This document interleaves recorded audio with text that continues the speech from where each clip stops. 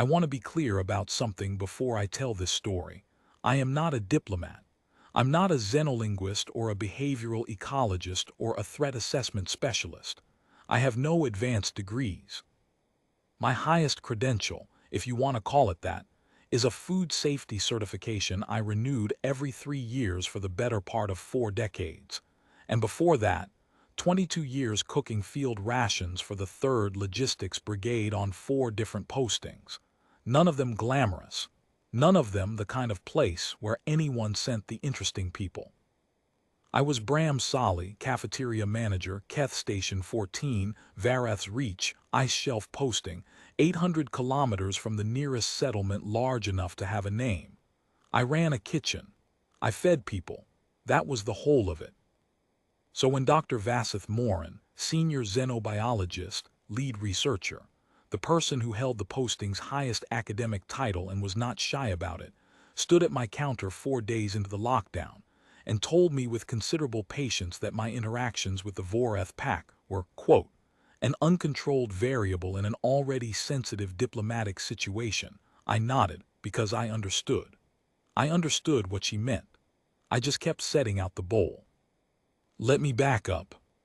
Keth Station 14 sat on the eastern ice shelf of Vareth's Reach, a planet so far out on the frontier that the supply runs came every 60 days, and the communication relay had a 14-hour lag each way. The posting had 41 staff, 11 researchers, a 6-person medical unit, 8 technical support, a 4-person security detail under Corporal Enid Thatch, 6 administrators, and 5 in my cafeteria myself, Paul Wen my assistant, and 3 rotating kitchen hands who changed out every posting cycle, and whose names I was always learning just in time to watch them ship home. I had been there 2 years and 8 months. The nearest thing I had to a social life was a weekly card game with Thatch, and the supply manifest I annotated by hand in the margins, because the station's inventory system had a formatting glitch nobody had bothered to fix. I liked it, I am being honest. The work was clean, the hours were sensible, and the ice shelf in morning light, when the sun hit the pressure ridges at a low angle and turned everything blue-white and still, was one of the quieter, beautiful things I had seen in my life, and I had seen a fair few. I did not require excitement. The Voreth came on a Thursday. I know it was Thursday because Paul had done the bread baking on Wednesday, and I was slicing the last of it for the morning run when Thatch's voice came over the station intercom. Very calm and very flat in the way that meant she was working hard at calm and flat, and told all non-security personnel to move away from the exterior windows and wait for further instruction. I set down the bread knife, because 40 years of working around people in controlled situations teaches you to read the difference between a drill and the real thing, and that was the real thing. I went to the interior observation port, a small double-paned window set into the inner wall of the cafeteria, looking out through the main corridor to the exterior glazing, and I saw them. There were 11 of them on the ice shelf. I counted 3 times because I wanted to be sure. 11, arranged in a loose wedge formation about 200 meters out from the station's perimeter sensors, close enough to be fully visible, far enough that no one could accuse them of having crossed anything. They were large. The lead figures, I learned later these were the pack's primary sentinels, stood nearly 4 meters at the shoulder, their bodies low-slung and powerful the way a large animal carries itself when it is not bothering to look threatening, because it doesn't need to. Dark olive scales along the dorsal ridge, fatting to a dustier gray-green at the flanks, with a scattering of darker mottling across the back and neck that I thought at first was scarring before I realized it was coloration. 4-limbed proper limbs, not the vestigial arrangement you see in some of the smaller winged species. Their wings were folded tight against the body, held in close the way a bird holds itself in cold weather, but even folded you could see the span, the primary bones arching up past the shoulder line before tucking. Wedge-shaped skulls, wide at the back, narrowing sharply to a jaw that was clearly built for function. Ridged spines along the crown, not humanoid, not a trace of it. They were draconic in the way something is draconic when it has been evolving in that direction for long enough that every line of the body is an argument for it. The station went very quiet. Dr. Morin had the comm open to the relay within 20 minutes, requesting emergency diplomatic protocol and sending species identification, requests to 3 different xenological databases. Commander Treth, the station's administrative commander, a man who had been on Varath's reach for 11 months and had not, in my observation, encountered anything more diplomatically complex than the quarterly supply negotiation, called a full staff meeting in the main briefing room that I was not invited to because I was feeding people, which was what I did during a crisis the same as any other time. I made a large pot of kettle broth. I sliced the rest of the bread. I put out the coffee and the hot water dispensers, and I kept the cafeteria open and warm, because in my experience, people who are frightened eat badly, and people who eat badly make worse decisions. And whatever was about to happen on that ice shelf was going to require as many good decisions as we could manage. The Voreth stayed where they were. That first day, they didn't move. The pack just stood on the ice in their wedge, and the station watched them through every camera and observation port we had, and nothing happened except that the temperature outside dropped to -31 by evening, and the wind came up off the shelf in long flat sheets that you could hear through the walls. It was on the second day that I noticed the runt.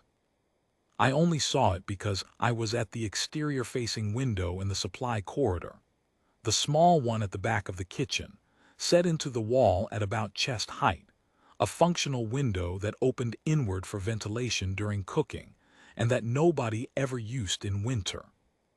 I had gone back there to check the freeze seal on the exterior coolant lines, which sometimes went stiff in severe cold and required manual inspection, and when I looked out, I saw something that was not part of the main pack formation.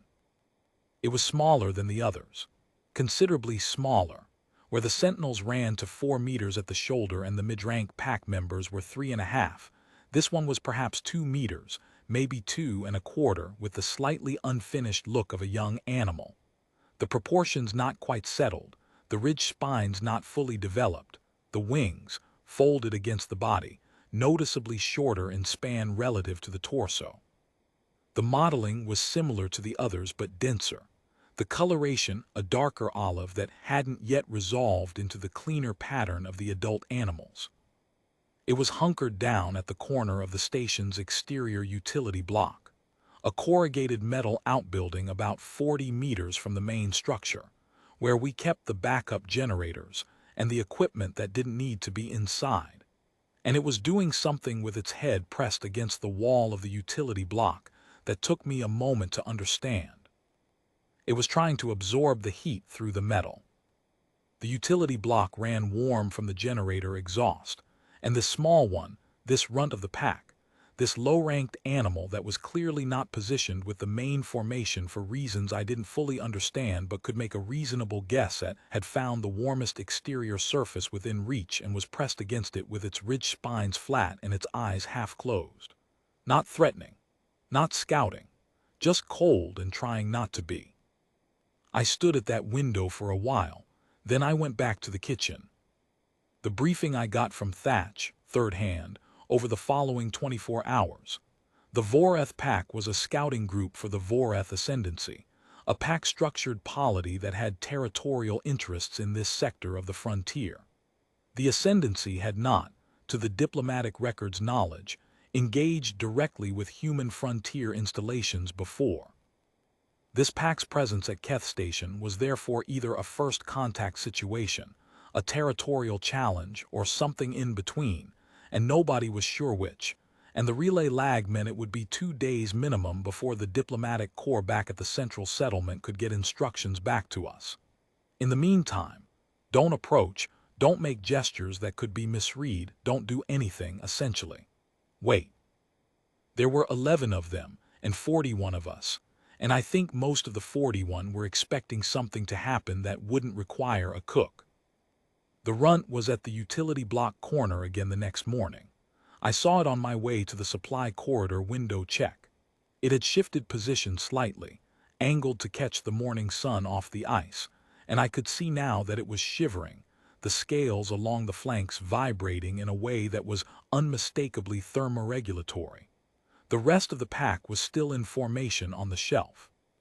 The distance between them and this small one was at least 300 meters, and nobody in the pack formation was looking at it.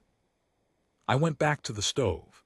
I had a 50-liter kettle of bone broth going. We used it as the base for the station's main hot meal on cold days, which was most days. And I ladled out a smaller pot, about 8 liters, and I carried it to the supply corridor, and I opened the window. The cold came in hard, whined off the shelf, sharp-edged, the kind that gets into the cartilage of your ears even through a hood. I set the pot on the narrow exterior sill. It was wide enough, cast metal, designed to hold equipment during outdoor maintenance work, and I stood back from the window and I waited. It took the better part of an hour. The runt lifted its head from the utility block wall and I watched it orient. The steam from the broth was traveling on the wind, not toward the pack, laterally along the station wall, and the runt caught it. The head came up.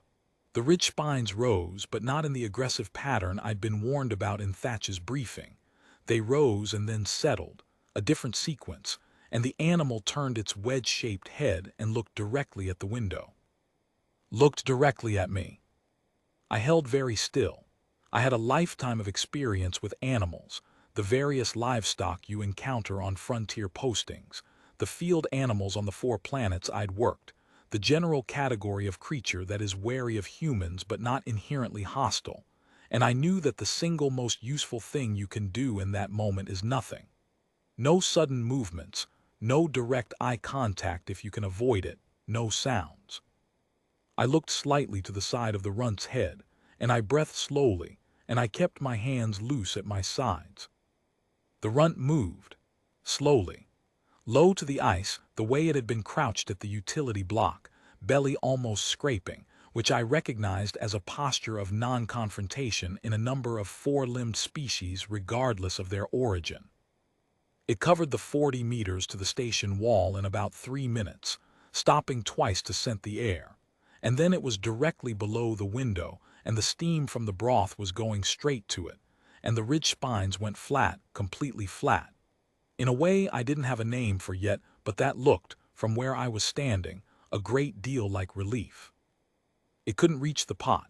The sill was at my chest height, which put it well above the runt's head from the outside. I watched it stretch up, the clawed front feet scrabbling lightly at the corrugated metal exterior wall, and the wings half opened involuntarily, a balance reflex.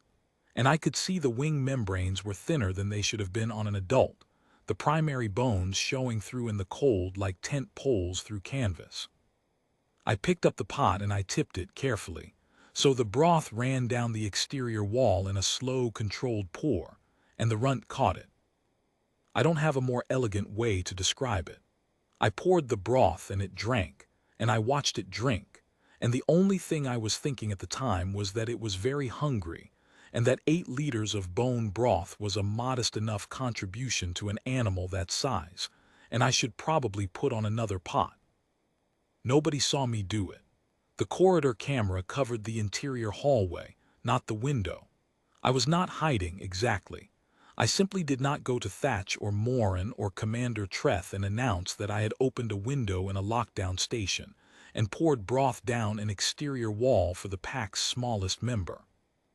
It seemed like the kind of thing that would generate a very long meeting, and the broth was already gone, and the runt had moved back to the utility block corner and was no longer shivering in quite the same way. The next morning I put out 8 liters again. The runt was at the wall in 20 minutes. By the end of the first week I had refined the process considerably, in the way you refine any repeating task when you pay proper attention to it. I had worked out that the runt preferred the broth at a specific temperature, still hot, but not scalding, which I determined by trial. The first time I poured it too hot, the animal pulled back, ridge spines up, and I let it cool on the sill before tipping it, and that was the pattern from then on. I had worked out that it would take solid food from the sill if I set it there first and moved back from the window. The dried protein strips we used for field rations, which were dense and high in fat and suited for cold conditions, and which the runt ate methodically, working through them with its forelegs in a dexterous gripping motion that I found unexpectedly interesting to watch. I had worked out that it had a particular sensitivity in the leading edge of its left wing, a spot where the membrane met the primary bone, and that if the wind caught the window at the wrong angle and made a sharp sound, the left wing would come up defensively while the rest of the animal stayed still. A localized startle response, old damage, or an early sensitivity, I couldn't tell which. I had worked out the ridge spines. This took longer, and I want to describe it accurately because it mattered. The ridge spines along the crown of the head were not decorative. They moved independently in a way I had not initially appreciated, the individual spines capable of angling and rotating on their bases, and the patterns they made were, I came to understand slowly, through careful watching over many mornings, meaningful. Not symbolic in a way I could decode, but expressive in the way a dog's ears are expressive, or the way a horse's attention shifts, readable once you have enough reference points. The aggressive display pattern I'd been briefed on by Thatch was obvious and unambiguous. Spines fully vertical, forward-angled, a clear visual enlargement of the profile. But there were dozens of subtler states. The relief flat I'd seen on the first day. A slow half-rise with a slight outward cant that I came to associate with interest or alertness without alarm. A very quick full rise followed by an immediate settling that I read, after seeing it perhaps 40 times, as surprise followed by the rapid determination that the surprise was not a threat. And a complex pattern, spines up, then rotating slowly outward, then dropping to half-height, that I did not have a word for but that I associated with the particular quality of attention the runt paid to me when I was talking. Because I was talking to it. Not formally, not with any expectation of being understood. I'm a person who talks while I work, always have been, soldiers, kitchen staff, nobody in particular, and with the run at the window I kept up the same quiet commentary I maintained through any work session. The temperature of the broth, the state of the protein strip supply, which I was burning through faster than I could comfortably account for in the inventory without Paul noticing. What the weather was doing. What Thatch had said at the card game. Small things, ordinary things. The runt's ridge spines did the complex outward rotating drop every time I spoke at length, and I decided to take this as engagement and keep going. By the end of the second week, I knew its rhythms as well as I knew my own schedule. First light, same as my own start time, which was either a coincidence or wasn't. Early afternoon, after the lunch service peak and before the dinner prep, which was my quietest window of the day. And sometimes at dusk if the temperature had dropped sharply, in which case I would hear the low hum start up before I saw it, that particular vibration, more felt than heard, that it had begun using to announce itself from about 20 meters out. I had started setting aside protein strips in a specific container in the supply corridor, separate from the main kitchen stock, which I told Paul was an emergency supply cache, and which she accepted because I had been maintaining emergency supply caches since before she was born. I hummed back. I want to acknowledge how this sounds. I am 62 years old, I was a soldier for 22 years and a cook for another 17, and I was standing at a service corridor window making low tonal sounds at an alien animal in the wind. Paul caught me doing it once and gave me the look she reserved for my more eccentric behaviors.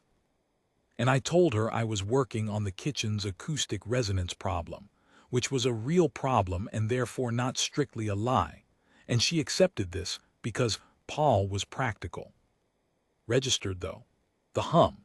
The ridge spines did the outward rotating drop when I hummed back consistently, and after the third week the runt had begun on arrival to pause below the window and make the hum first, as if confirming the channel was open before going for the broth. I found this, I am going to be precise about this, because imprecision here would be dishonest, moving. Not sentimentally. I mean that it moved something in the mechanics of how I thought about what was happening at that window. Something had been established between us. Not friendship exactly, because friendship is a human category and I don't know what the runt's equivalent was, but something with weight. On day 12, Morin called me into her office. The office smelled of coffee and data printouts, and the particular kind of controlled anxiety that researchers generate when they are deeply uncertain and professionally obligated not to show it. Morin was a small, precise woman who wore her expertise the way some people wear a very good coat. It fit perfectly, and she knew it. She had been on Varath's Reach for 18 months and knew more about Vorath territorial behavior from the academic literature than anyone else on the station, which meant she knew, as she explained to me with genuine patience, that what I was doing was introducing an unpredictable contact, variable into a situation that the pack's senior members were certainly monitoring. I said, with respect, Doctor, I think they've been monitoring it since day 2. She looked at me for a long moment. Then she said that my interactions with the pack member needed to stop until the diplomatic framework had been established, because the Vorath were pack hierarchy animals and any unvetted contact with a subordinate member could be read by the dominants as either exploitation of a weak member or an attempt to create a loyalty division within the pack structure, both of which were serious diplomatic complications. I said, what if it isn't eating without it? She said, it has access to whatever the pack shares. I said as carefully as I could, I don't think it does though. I had been watching the runt's position in the pack formation on the exterior cameras.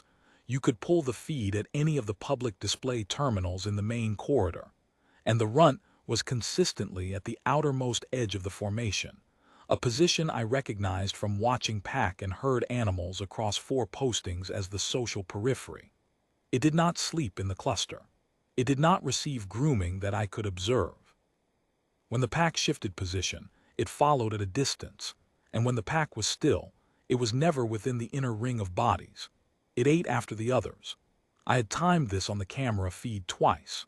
Whatever the pack shared, it was sharing the minimum to a low-status member who had not earned a better position, and a low-status young animal on a cold ice shelf burning energy to stay warm was an animal that was eating at a deficit. Morin heard this. I watched her process it, the slight pause, the small adjustment behind the eyes that people make when new data is reorganizing an existing model.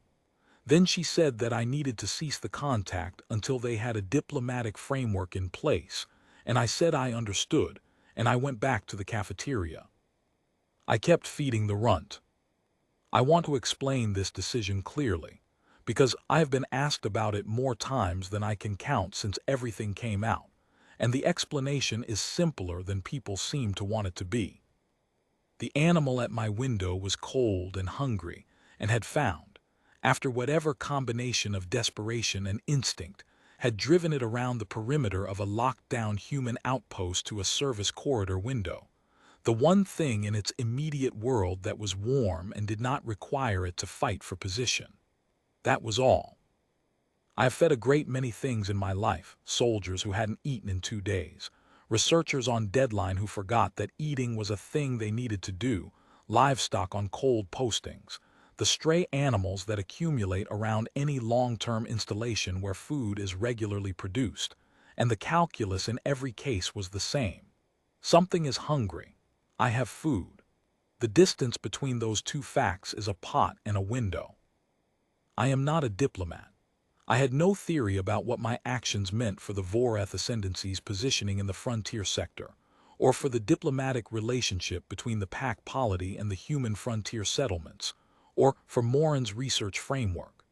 I had a runt that came to my window twice a day and drank broth and made the ridge spine pattern that I had decided, after 3 weeks of careful attention, to call comfortable. On day 15, the runt did something new. It arrived at the afternoon feeding as usual, took the protein strips from the sill, drank the broth when I tipped it, and then it did not leave. It crouched below the window in its non-threatening belly-low posture and it looked at me, Directly, this time, full eye contact. No pretense at the sideways deflection we'd both been using, and it made a sound I hadn't heard before.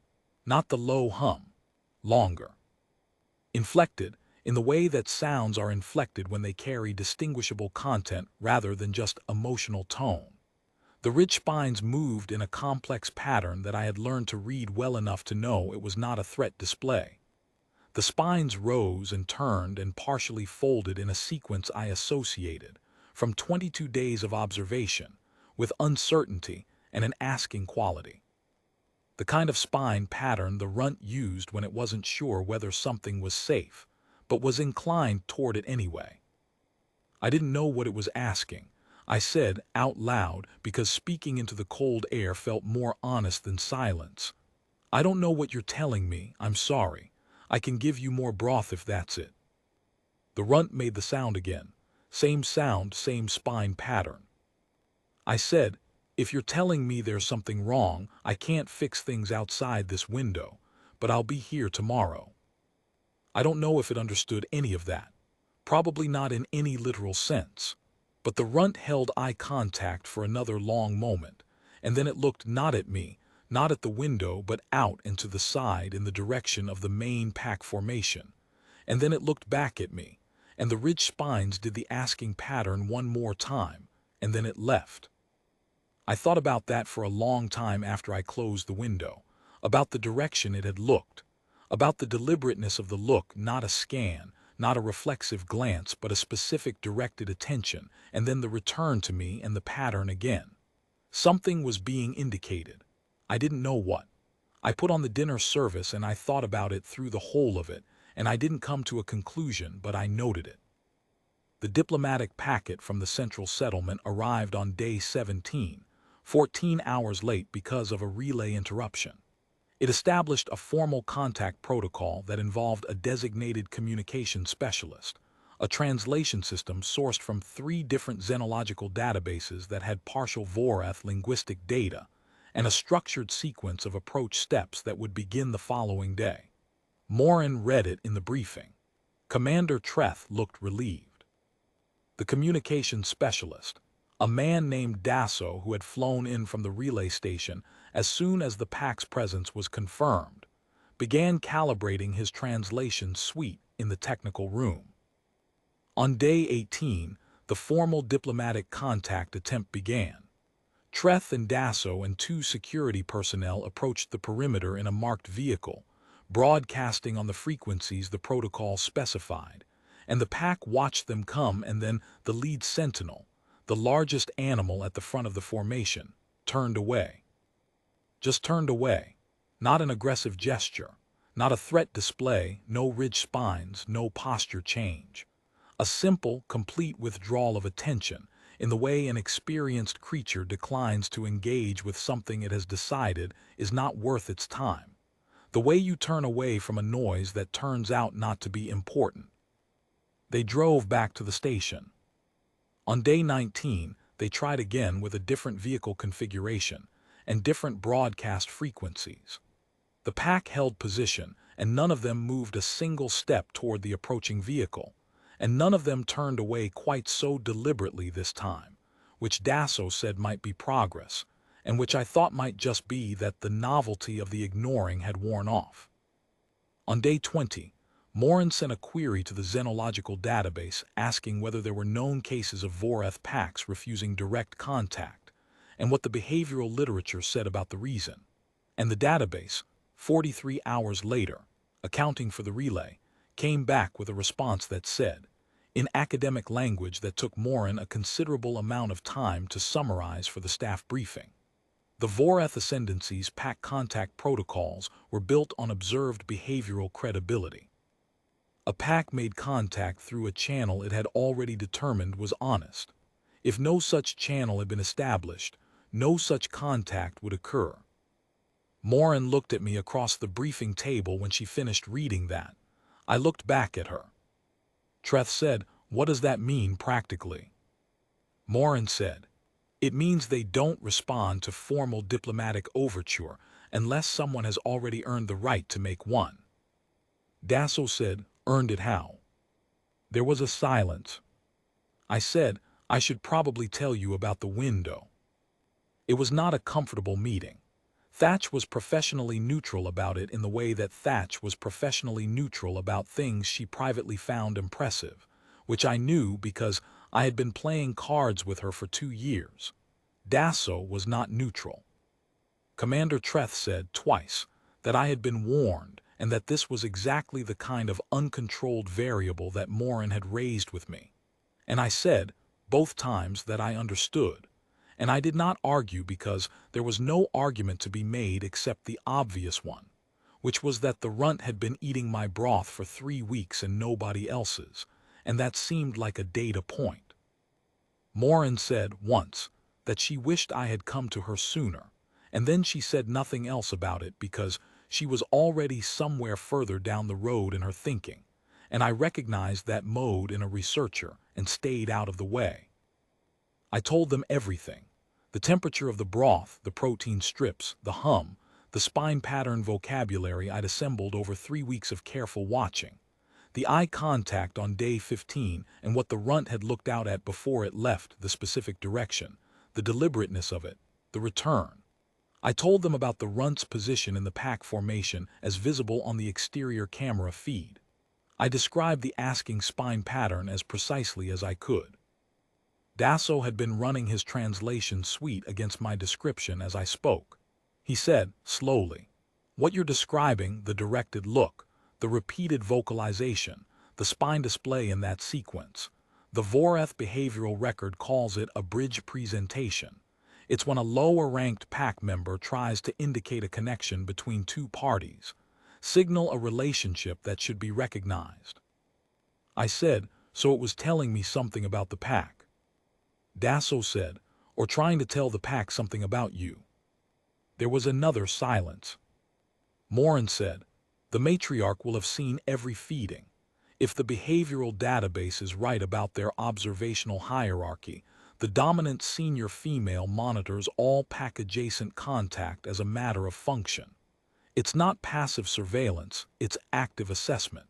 She would have watched every interaction you had through that window, and she would have been building a record." I said, "That's a long time to watch someone pour broth." Morin said, "Yes, it is." Nobody said anything for a moment. Then Treth said, "So what do we do?" Morin looked at me. Not in an accusatory way, I want to be accurate about this. It was the look of someone who has just revised a significant portion of her working theory and is working out what the revision requires in practical terms. She said, "I think Bram needs to go to the window." Dasso said, "The perimeter, you mean, the formal contact point." Morin said, "No, his window." On day 21, I put on my coat and my kitchen gloves, and I carried a 50-liter pot of bone broth. A good pot, well seasoned. The bones roasted first the way I always did them when I wanted depth, out through the main corridor and down the service passage, and I opened the supply corridor window at first light, same as every other morning. Thatch had stationed a security person at the far end of the corridor quietly, without making it obvious or disruptive. Dasso was at the interior observation port with his full translation suite, which he had moved from the technical room at 3 in the morning. Morin was beside him with a recording kit and a notepad. The runt was at the wall in 15 minutes. It came the same way it had been coming for 3 weeks, the loose-legged trot dropping to the close approach pace, the low hum starting up at 20 meters. I set the broth pot on the sill. I moved back 1 step, same as always. The runt reached the wall and lifted its head to the sill, and I tipped the pot at the angle we had worked out together, and it drank. Then I set out the protein strips and moved back, and it took them from the sill with its 4 legs and ate. Same as every morning. Same as it had been. And when it was done, it did the bridge presentation. The long inflected sound, the spine pattern, the sideways look toward the pack. Dasso said, very quietly from the observation port, "It's been doing that since day 15. I said, "Yes." He said, "Do it back." I said, "Do what back?" He said, look where it looked." I turned my head and looked in the direction of the main pack formation, out across the ice shelf, 200 meters to where the 11 Voreth were arranged on the white expanse, still and dark against the blue-white ice. And I held it there, the way the runt had, for the same span of time roughly, and then I looked back at the window. There was movement in the main pack formation.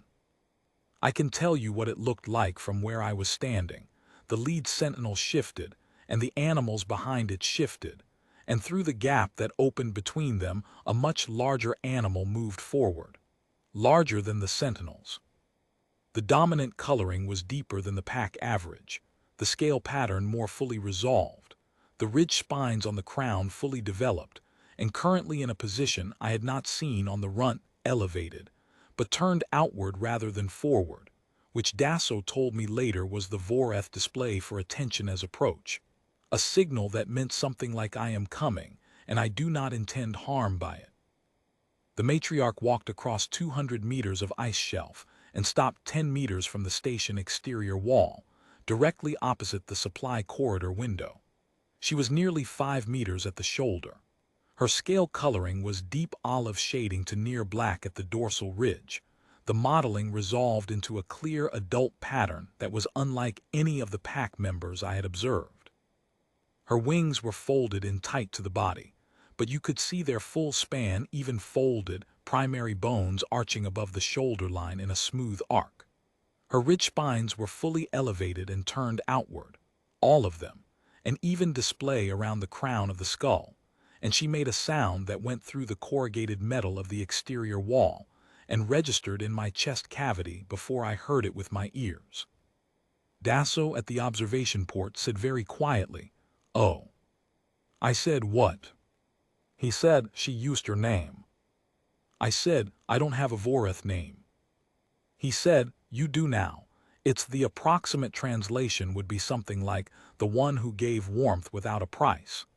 It's a presentation address. She's introducing herself to you as a credible party introduces herself to another credible party. She's opened the channel." The runt was still at the window below me. It had not moved during any of this.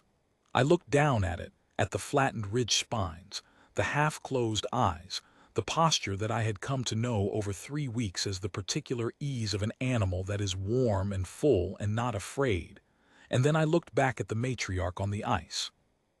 I said out loud because it seemed like the right thing, "I'm Bram Solly. I run the cafeteria."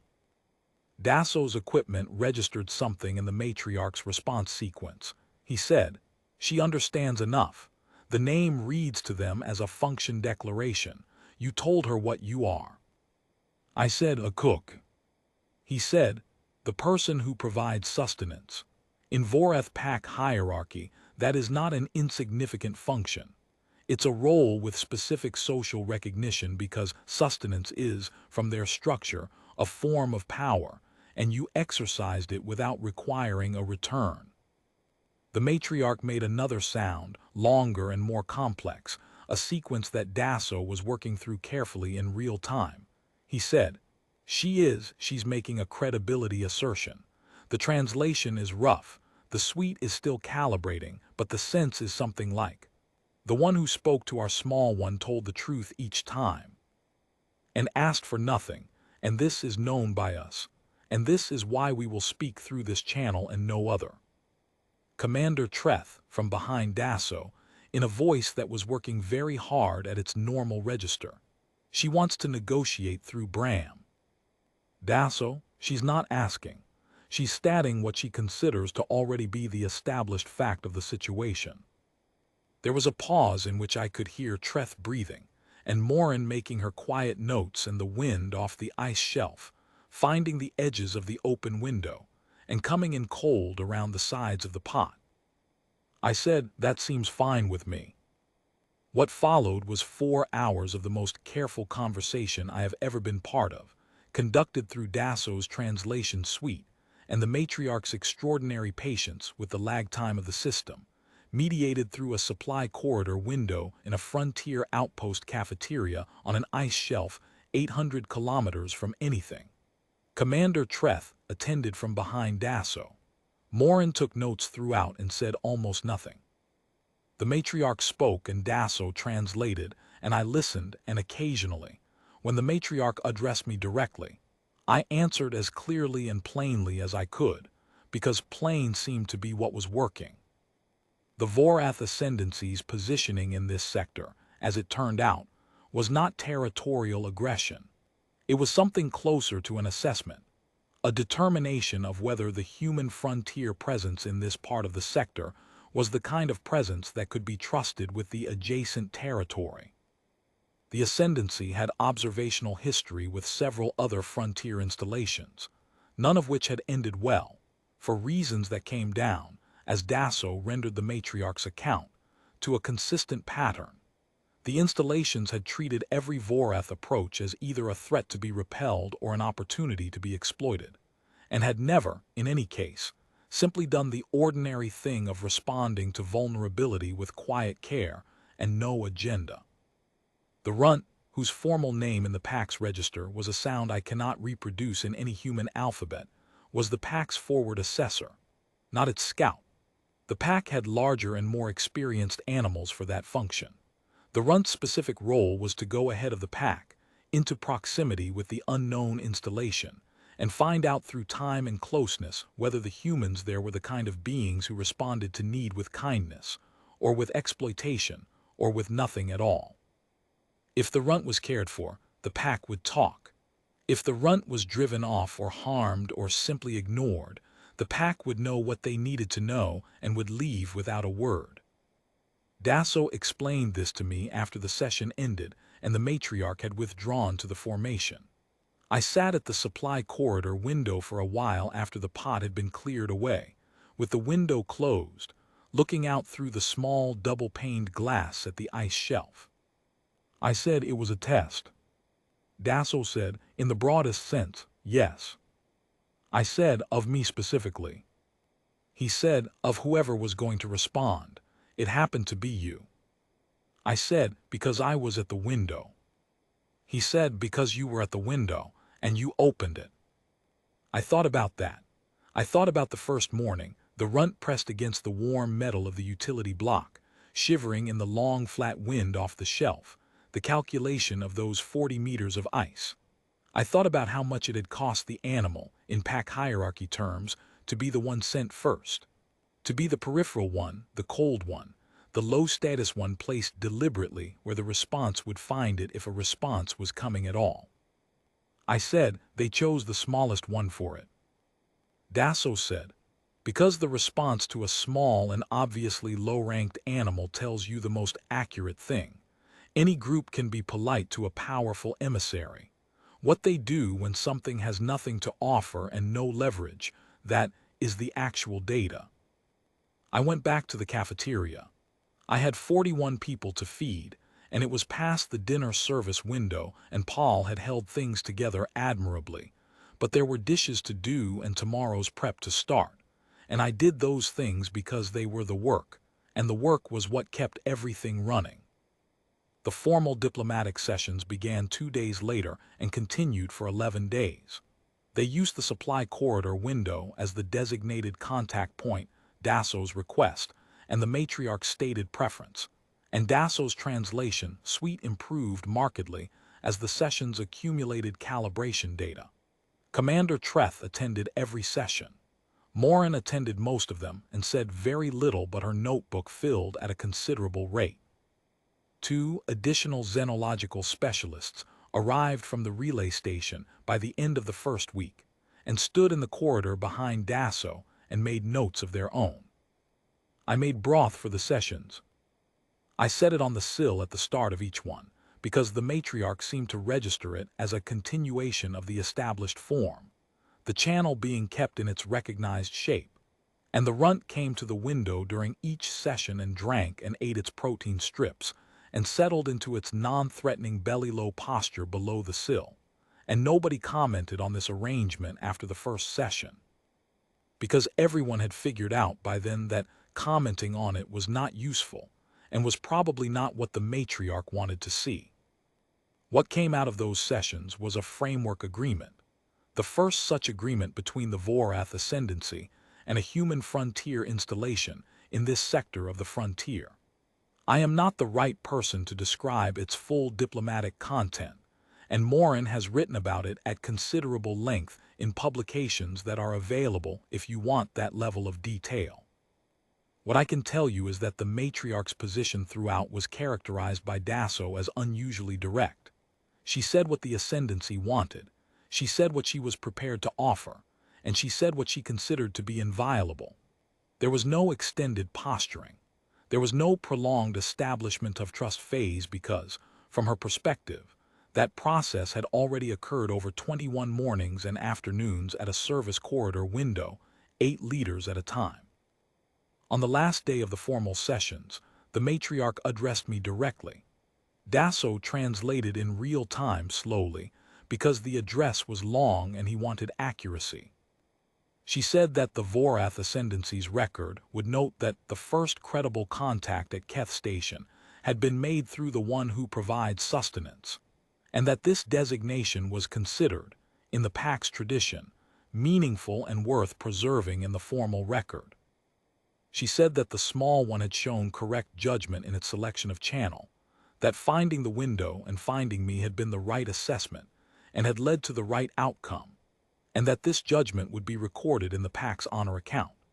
She said that the small one had performed the bridge presentation to her on day 15, asking her to extend recognition to the one at the window, and that she had waited until she was fully satisfied the recognition was warranted before acting on it. She said, the Vorath Ascendancy names you in its contact record as Bramsali, who holds the warmth. I was standing at my window with my kitchen gloves on and my apron still tied, because I had been in the middle of afternoon prep when the final session was called, and I said I was honored, and I meant it in the way that I very rarely mean formal words, completely, without remainder. The matriarch withdrew to the formation.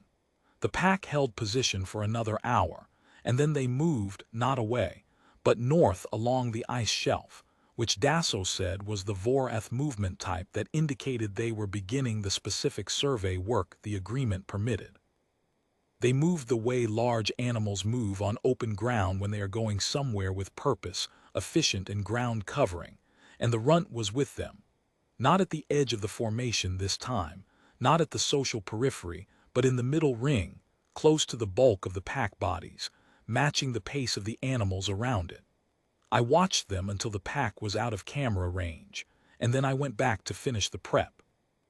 The supply corridor window has a manual frost seal that you have to reset whenever you've had it open in cold weather for an extended period, or ice works into the frame and the seal fails. I went back to the corridor and reset it carefully, because I had been meaning to for several days and there had always been something else. Paul found me there and said Commander Treth wanted a word about a commendation, and there was apparently someone coming from the diplomatic corps as well, about the framework agreement. I said I'd be available after dinner service, which was true, and that they could come to the cafeteria if they wanted feeding, which they did, and I fed them. The commendation came through formally 6 weeks later, signed by the diplomatic corps and copied to the Frontier Administration and the Xenological Registry. It described actions I remembered as simply having been the obvious ones at the time, in language I wouldn't have thought to apply to myself. There was talk of a reassignment to something with a more significant title. I declined. Keth Station's cafeteria was short-handed. The supply runs were 60 days apart, and the inventory system still had its formatting glitch, and those were the real considerations. Morin passed through the cafeteria line 3 days after the commendation arrived, set her tray down on the counter, and looked at me with the expression she'd had on day 21 when she was revising her theory. She said, "I've been thinking about it." I said, "About what?" She said, "Why it worked, what you did." I said, "I poured broth." She said, "You poured broth because something was cold and you had broth, and you didn't calculate the implications or run an assessment. You just did the obvious thing." I said, "Yes." She said, "That's the part I keep coming back to. 41 people in a lockdown station, and the only one who did the obvious thing was the cook. I didn't have a complete answer for that, and I still don't. I think about it sometimes, in the quiet of early prep when the cafeteria is empty, and the morning light is starting to come off the ice shelf through the high windows, blue, white, and still, and the same every day. 41 people in a pack of 11 Voreth, and the thing that moved the whole situation forward was a pot of broth and a window opened in the cold. It doesn't make me special. It makes me someone who learned, through 22 years of feeding soldiers and another 17 of feeding researchers, that the distance between something warm and something cold is, most of the time, entirely crossable. You just have to decide to cross it. The runt came back, as it happens. 7 months after the pack left to do their survey work, a Voreth formation came back through the sector, 8 members. A different configuration, none of them from the original pack, and stopped at the perimeter sensors and held for a day and a half while Dasso and the diplomatic corps worked through what the second contact protocol should be. On the morning of the second day, I went to the supply corridor window at first light and opened it and put the broth pot on the sill. By noon, the runt was there. Same loose-legged trot, same low hum starting at 20 meters, larger than I remembered, the ridge spines more developed, the wingspan grown noticeably, the modeling resolving toward the cleaner adult pattern. Still the smallest in the formation, but not, I thought, as cold. I set out the protein strips. I moved back one step, same as always. The runt ate, and when it was done it did the bridge presentation, the sound, the spine pattern, the look toward the formation, and I turned my head and looked out across the ice, and then back, and I waited. The runt made a sound I hadn't heard before. Short, specific, formal in a way I didn't have words for yet, but recognized in the way you recognize the register of a formal address, even in a language you don't fully speak. Dasso identified it from the recording later as a pack register address, the kind used to distinguish individuals when precision matters. It was using a version of the name the Matriarch had given me. I said hello to you too. I put on another pot of broth. I had a station to feed. I have told this story a number of times since the ascendancy agreement was signed. To the diplomatic corps people who came to Keth Station, to the xenological registry staff who wanted it on the formal record, to a journalist who found me 2 years later, and whose piece ran in 3 frontier sector publications that I have never actually read. In each telling, something tends to get lost, which is why I am putting it down here at my own pace and in my own words, at the cafeteria table after the end of a service shift, with the dishes done and tomorrow's prep set. What gets lost usually is the time. People want the moment, the matriarch walking across the ice, the address, the name bestowed, the pivot. What they skip over is the 21 mornings before it, the half-hour waits by the window. The first time I got the broth temperature wrong and had to let it cool on the sill while the runt held its position 3 meters away, with its ridge spines showing that particular patient flat that I read. By the second week, as an animal deciding to extend a limited amount of credit to a situation it had not yet fully evaluated. The slow accumulation of a consistent pattern, same pot, same temperature, same step back from the window, and the way a consistent pattern, repeated enough times, becomes the only thing that actually establishes trust. You can't perform consistency. You have to actually be consistent. The runt knew by the end of the second week what I was going to do before I did it. That is what trust looks like in practice, not a declaration but a pattern that holds. Dasso said something to me in the corridor after the final session that I have turned over many times since. He said, "The matriarch told us, in her record statement, that the reason she accepted the channel was not only that you fed the small one. Other things can be fed in order to create a dependency. The reason she accepted it was that you never asked for anything back. Every time the small one came to the window and took the broth and left, there was no attempt to follow, no attempt to hold its attention beyond what it chose to give, No attempt to convert the feeding into an obligation. You fed it and let it go. Every morning.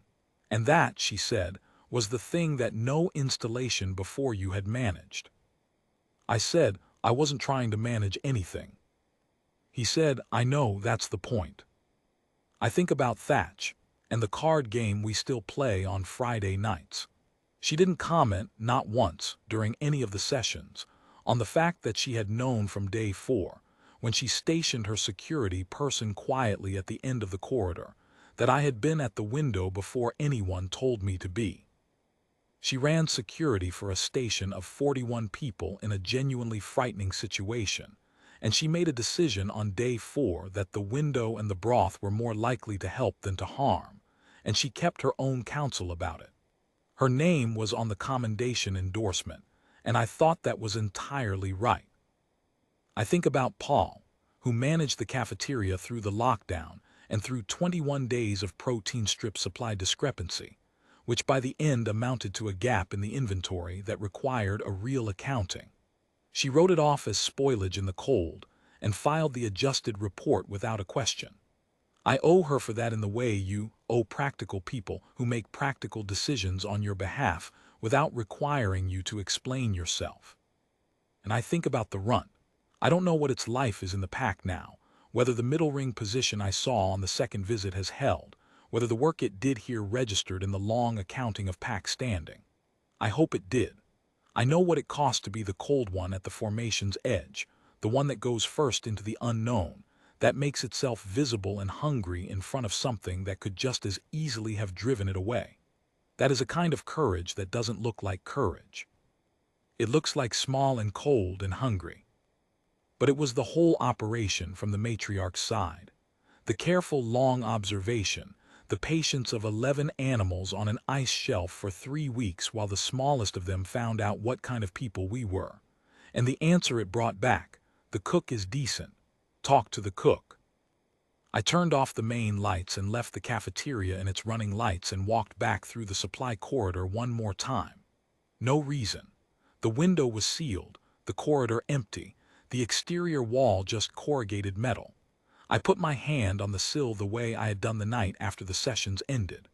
Cold metal, same as always, the wind working at the seams of the building the way it always did in the polar hours. Tomorrow the supply run would arrive, first one in 60 days. And there was inventory to reconcile, and 41 people who needed a good breakfast and the formatting glitch in the system still waiting to be fixed, because it was always waiting. Those were the considerations, the same as they had always been. I took my hand off the sill and went to bed.